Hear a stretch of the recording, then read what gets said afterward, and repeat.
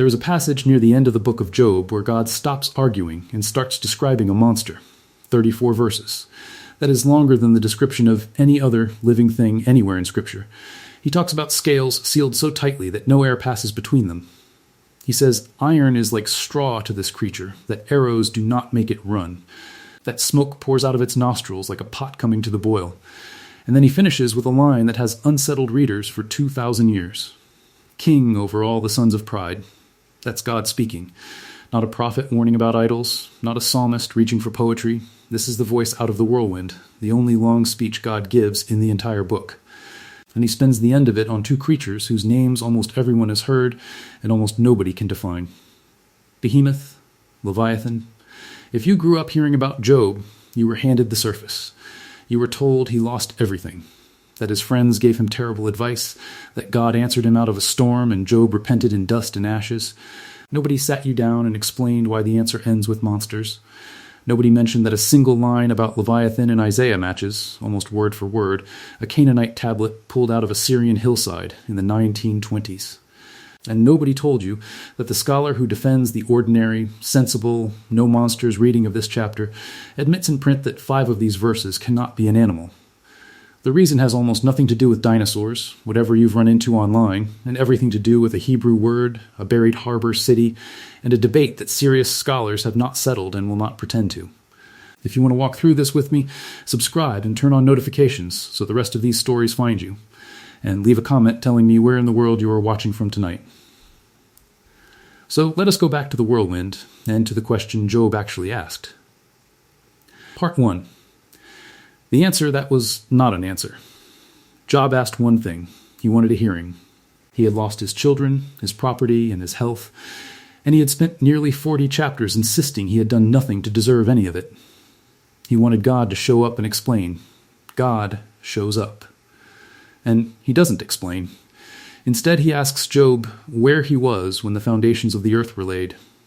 He asks who shut up the sea behind doors. He asks whether Job has ever commanded the morning, or walked in the recesses of the deep, or bound the cluster of the Pleiades. Then he turns to animals, and this is the part people skim.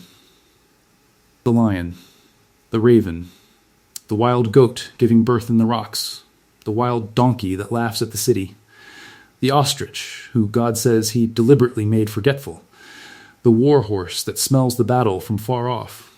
Every one of those is an ordinary creature. You could see all of them. You could hunt some of them. That matters, because it sets up an expectation, and the expectation is about to break. Because after the horse and the hawk and the eagle, God turns and says, "Look now at Behemoth." And 10 verses later, he asks Job whether he can pull Leviathan out with a hook. From there, he does not stop for 34 verses, and then the speech ends. That is the last thing God says in the book. Job answers, puts his hand over his mouth, and the story closes. So here's the question that hangs over the whole passage. If God is proving that the world is bigger than Job understands, why does he finish on these two? Why not end on the eagle? What is it about Behemoth and Leviathan that makes them the closing argument of the only speech God gives? Hold on to that, because the answer depends entirely on what these two creatures actually are, and that is where scholarship splits. Part 2. The creature no weapon touches. Start with Leviathan, because Leviathan gets the space. God opens by mocking the idea of catching it. Can you draw it out with a fishhook? Can you press down its tongue with a cord, put a rope in its nose, pierce its jaw with a hook? Will it beg you for mercy? Will you play with it like a bird, or put it on a leash for your daughters? Will the traders bargain over it and divide it among the merchants? Can you fill its hide with harpoons, or its head with fishing spears? That isn't abstract language. That is the vocabulary of a working river hunt, and it is the reason so many readers hear a crocodile in this chapter. Then the description tightens. Its rows of shields are its pride, shut up together as with a close seal. One is so near to another that no air can come between them. They are joined one to another, they stick together, and they cannot be pulled apart. Then the weapons. The sword that reaches it cannot hold, neither the spear, nor the dart, nor the javelin. It counts iron as straw and bronze as rotten wood. The arrow does not make it flee. Sling stones turn to stubble, clubs are counted as stubble, and it laughs at the rattling of the javelin. Then the water. It makes the deep boil like a pot. It leaves a shining wake behind it, so that a man would think the deep had gone white with age. And then the closing lines, which are the ones that will not sit still. On earth there is nothing like it, a creature made without fear. It looks on everything that is high. It is king over all the sons of pride. Read that last verse slowly. A crocodile isn't king over anything. A crocodile doesn't look on everything that is high. That verse is doing something the rest of the natural description does not do, and it is doing it in the mouth of God, at the end of his final speech. But before we get to what that verse might mean, there are 5 verses in the middle of this chapter that almost nobody reads carefully, and they are the reason this argument has never closed. Part 3. The 5 verses that will not behave. Here is what the text says, in the middle of all that armor plating. Its sneezes flash out light. Its eyes are like the eyelids of the dawn. Out of its mouth go burning torches, and sparks of fire leap out. Out of its nostrils comes smoke, like a pot boiling over reeds. Its breath sets coals alight, and a flame goes out of its mouth. Fire, not anger, not sunlight on water, not a flourish borrowed from somewhere else. The text says a flame goes out of its mouth. Now, the natural reading has answers for this, and they aren't silly ones. Commentators going back centuries have pointed out that a large crocodile surfacing hard will blow spray from its nostrils, and in low sun that spray catches light. Matthew Henry, writing in the early 1700s, took it exactly that way. Others simply call it hyperbole, the poet stretching to convey terror, and there is real ancient support for that stretch. A Greek novelist named Achilles Tatius, writing in the 2nd century after Christ, describes a hippopotamus with hot vapor coming from its nostrils, as if from a spring of fire. So the ancient world clearly did talk about river animals in that register. But here is the part that stopped me. David Kleins wrote the standard modern commentary on these chapters for the Word Biblical Commentary series, published in 2011. He is a defender of the crocodile reading. He argues that underneath everything, this is a real animal. And on these particular verses, he concedes the point. He describes them as the poet embroidering a real crocodile with fanciful, mythological dragon material. That's the defender of the natural reading saying, in print, that this passage has dragon in it. Duane Garrett, teaching on Job, goes further and lists the fire among the reasons he does not think Leviathan is a crocodile at all. So we have a chapter that opens with river hunting gear, moves through armor that fits a crocodile hide, and then, in the middle, produces smoke and flame that no living animal has ever produced. Both readings have to account for that. Neither of them makes it go away. If you are finding this useful, and you want more of these, the single most helpful thing you can do is leave a comment with the passage that has bothered you longest. I read them, and they decide what gets researched next, because the next part is where the whole question changed, and it changed because of something 2 farmers found in a field. Part 4. The Mound at Ras Shamra. In 1928, on the Syrian coast near Latakia, a farmer struck stone while plowing. What he had hit was a tomb. The following year, a French archaeologist named Claude Schaeffer began excavating the mound beside it, and what came out of the ground was an entire city that nobody had expected to find. Its name was Ugarit. It had been destroyed around 1200 years before Christ and forgotten so completely that it had left almost no trace in memory. Inside were tablets, thousands of them, in a script nobody could read. Hans Bauer worked out the alphabet in 1930 with refinements from Edouard Dorme and Charles Veroliaud, and when the tablets opened up, they turned out to contain the religious literature of the Canaanites, the actual literature, not a hostile summary written by their enemies, their own poems, copied by their own scribes, one of those texts we now call the Baal cycle. The copy we have was written by a scribe named Ilimilku in the 13th century before Christ, working under a king of Ugarit named Nikmaddu. And in one tablet, catalogued as Cthulhu 1.5, the death god Mot taunts the storm god Baal by throwing an old victory in his face. He reminds Baal that he smote Leviathan, the fleeing serpent, that he finished off the twisting serpent, the one with 7 heads. Leviathan, in Hebrew, the same name comes through as Leviathan. Leviathan, now hold that Canaanite tablet next to Isaiah chapter 27, verse 1.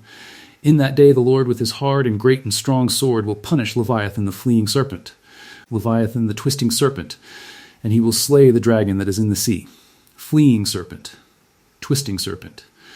The same 2 descriptions, in the same order, attached to the same name, in a Canaanite poem copied roughly 5 centuries before Isaiah was written. That isn't a vague resemblance. The Ugaritic phrases are Bathan Bariah and Bathan Akalaton, and the Hebrew is Nahash Bariach and Nahash Akalaton. Same roots. Scholars including Frank Moore-Cross, Cyrus Gordon, and John Day, whose book God's Conflict with the Dragon and the Sea came out of Cambridge in 1985, treat this as one of the tightest philological links anywhere between the Hebrew Bible and Ugaritic literature. Ola Wikander has argued the formula runs deeper still, back into Indo-European dragon-slaying poetry. I want to be careful about what that does and does not prove. It doesn't prove Isaiah read a Canaanite tablet. It doesn't mean the Bible copied Baal. What it establishes is that when a Hebrew prophet says Leviathan, he is reaching for a word his neighbors already knew, attached to a story his neighbors already told, and he is using it about the God of Israel instead. And once you know that, other verses stop reading the way you were taught. Part 5. The heads, plural, Psalm 74 is a national lament. The temple has been wrecked, the enemy is roaring in the sanctuary, and the psalmist reaches back for something older than the crisis. God divided the sea by his strength. He broke the heads of the sea monsters in the waters. He crushed the heads of Leviathan and gave him as food to the creatures of the wilderness. Heads, plural, twice. The same word mut used for Leeton on that Ugaritic tablet, the one with 7 heads. Then Psalm 89. You rule the raging of the sea, and you crushed Rahab like a carcass. Rahab is another name in this family, a sea monster that appears nowhere in the world outside Israel's own poetry. Isaiah 51 picks up the same figure and welds it to the Exodus. Was it not you who cut Rahab in pieces, who pierced the dragon, who dried up the sea, the waters of the great deep? In 3 lines, the sea monster and the Red Sea have become the same event. Job himself uses it. In chapter 26, he says God shattered Rahab and his hand pierced the fleeing serpent. In chapter 7, he asks God, bitterly, am I the sea, or a sea monster, that you set a guard over me? Job is complaining that he is being treated like a chaos beast under lock and key. And in chapter 3, when Job curses the day he was born, he calls on those who are ready to rouse Leviathan.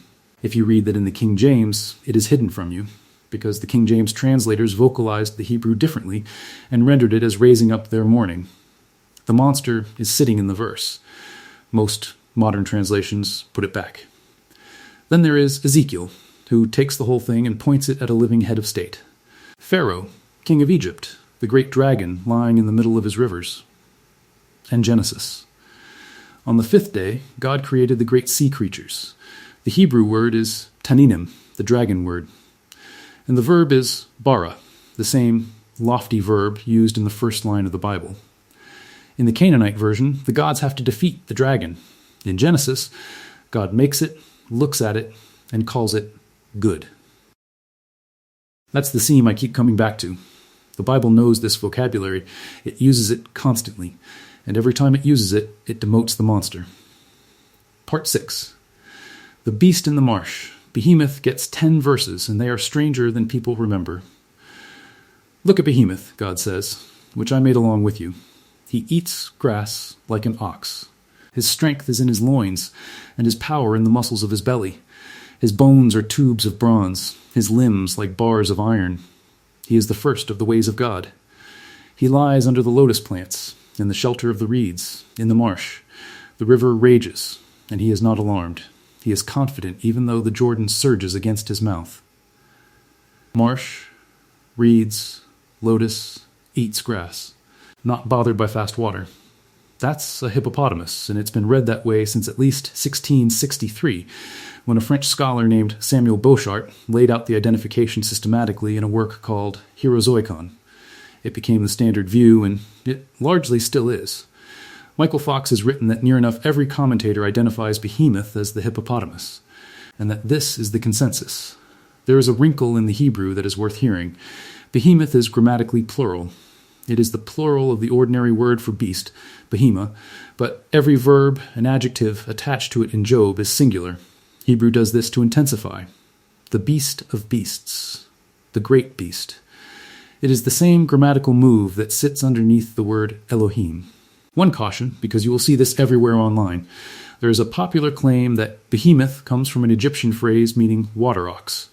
That etymology was floated in the 1700s and it doesn't hold, because the Egyptian phrase it depends on isn't attested at any stage of the language. The Jewish Encyclopedia had already flagged it as a problem in 1901. It's folk etymology, and it gets repeated, because it's tidy. Now the wrinkle the hippo reading cannot smooth over. Verse 17. He makes his tail stiff like a cedar. A hippopotamus has a small tail. Some commentators take the line as a euphemism, describing something other than a tail.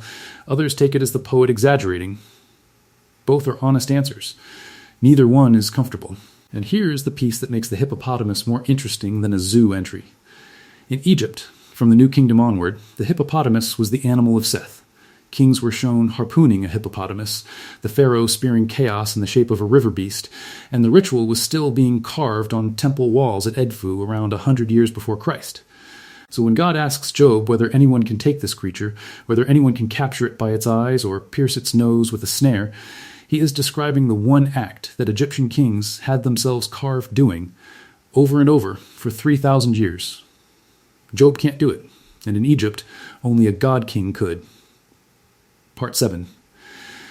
The scholars who say there was never a monster at all. This is where I have to be honest with you about the state of the argument, because it would be easy to run the Ugaritic material and let you walk away thinking it is settled. It isn't. The idea that a primeval combat myth lies under the Hebrew Bible is usually traced to Hermann Gunkel, whose book on creation and chaos appeared in 1895. Gunkel argued that the Babylonian story of Marduk defeating the sea goddess Tiamat lay behind Genesis, and that the Hebrew word Tehom, the deep, in the second verse of the Bible came from the name Tiamat itself. That specific claim has taken heavy fire. David Sumora, in his book Creation and Destruction from 2005, argues that Tehom is an ordinary Northwest Semitic word for ocean, that it descends from a common Semitic root rather than being borrowed from Babylonian, and that the form is wrong for alone. The Assyriologists Wilfrid Lambert and Thorkild Jacobson also doubted that Genesis borrowed its cosmology from Mesopotamia. Sumora goes further and argues that a whole set of texts read as combat poetry are really using storm and flood language, and have nothing to do with primeval battle. Rebecca Watson made a related case in Chaos Uncreated, published the same year out of her Oxford doctoral work. Her argument is that the category of chaos has been pushed onto passages that do not require it, flattening a much more varied set of images into one theory. Mark Smith, a major figure in this field, has said he now avoids the word chaos himself. On the other side, you have John Day, John Levinson, whose Creation and the Persistence of Evil came out in 1988, Carola Cluse, Bernard Badeau, and Deborah Scoggins Ballantyne, whose book on the conflict myth came out of Oxford in 2015. Levinson's position is that creation in the Hebrew Bible is the confinement of chaos rather than its elimination, that the monster is bound and not annihilated. Ballantyne argues that the combat story was a political instrument, used to legitimate kings and temples and to delegitimate rivals, and, interestingly, she agrees that the word chaos has been overused, even while defending the combat pattern itself. I'm not going to hand you a verdict on that, because there isn't one to hand. The Isaiah and Ugarit parallel is about as solid as this kind of evidence gets. Whether that parallel proves a full combat myth underneath Genesis is a different question, and the people who spend their careers on it are still split. Part 8. The Banquet Nobody Preached. Now, what happened to Leviathan after Job is its own story, and this is where I need you to keep the line clear between what is in Scripture and what is not. Start with the book of Enoch, which is not in most Bibles and which the Ethiopian Church does keep. In its 60th chapter, in a section scholars call the Similitudes, the two creatures get separated and sexed. Leviathan is female, and she is sent down to live in the abyss of the ocean over the fountains of the waters. Behemoth is male, and he holds a desert east of the Garden of Eden, in a place the text names Dendane. That's the earliest surviving version of the pairing as a matched set. One male and one female, one land and one sea.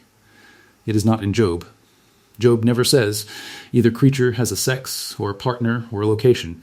Then 4th Ezra, sometimes printed as 2nd Esdras, which says God made both on the 5th day and had to divide them, because the water could not hold them both.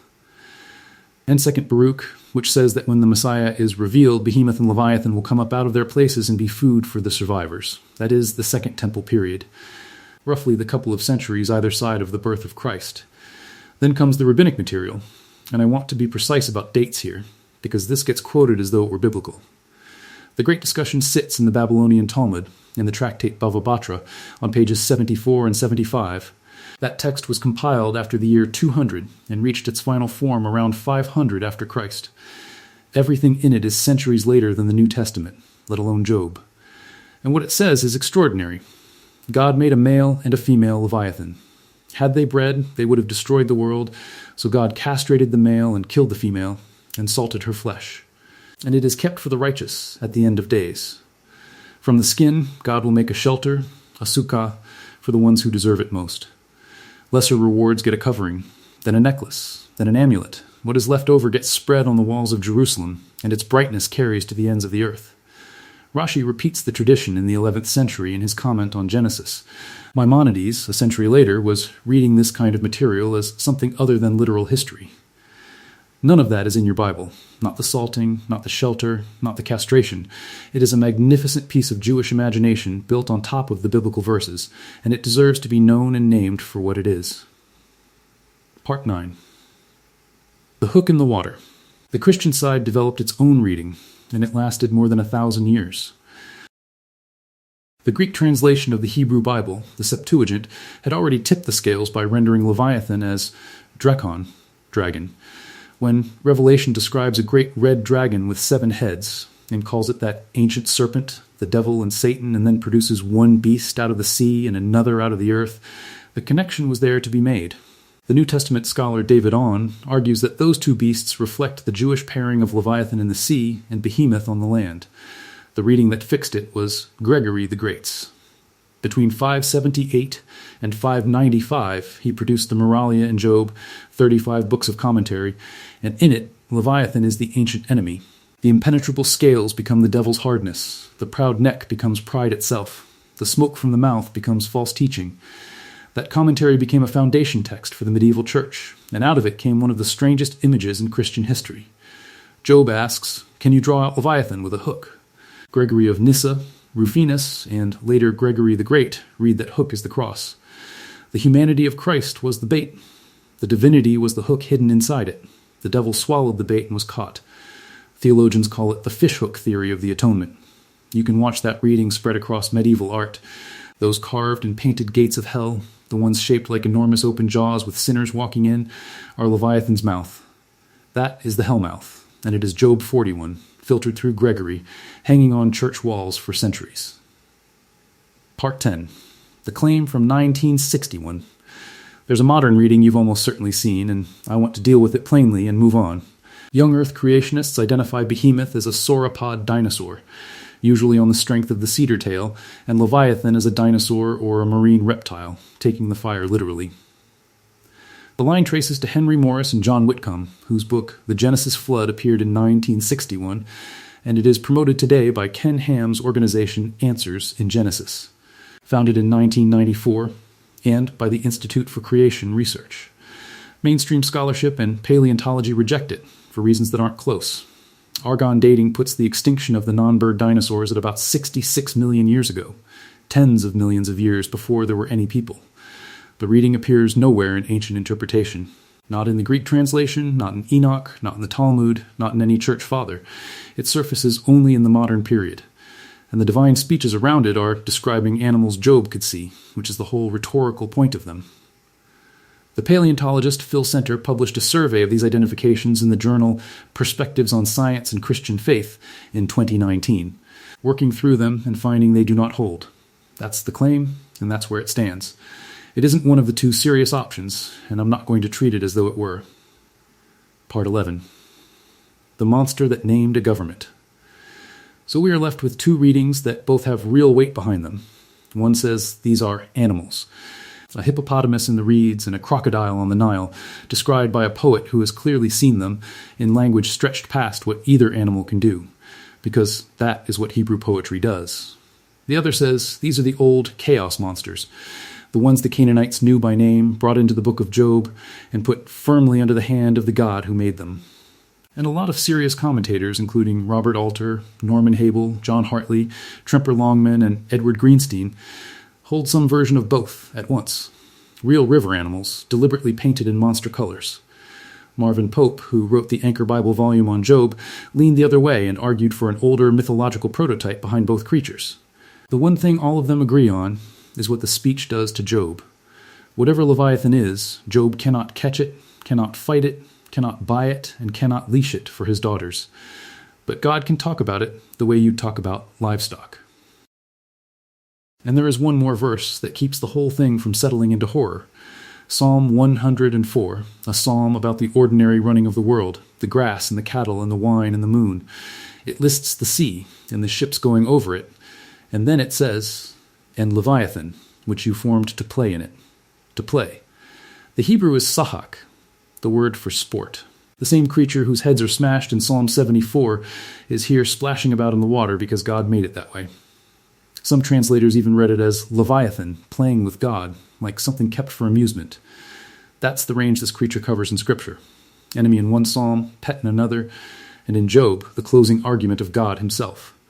Leviathan never really left either. Thomas Hobbes named his book on the state after it in 1651, taking the title straight from that verse about the king over the children of pride, and the giant on its title page is built out of more than 300 tiny human bodies. He named a second book, Behemoth, for the chaos of the English Civil War. Melville put Job's Leviathan in the opening pages of Moby Dick. But we have left something loose.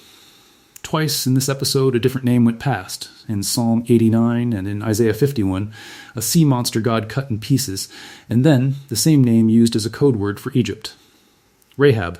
It appears in no story, no myth, no surviving text outside Israel's own poetry, and the Bible speaks about it as though the audience already knew who it was. That's where we go next.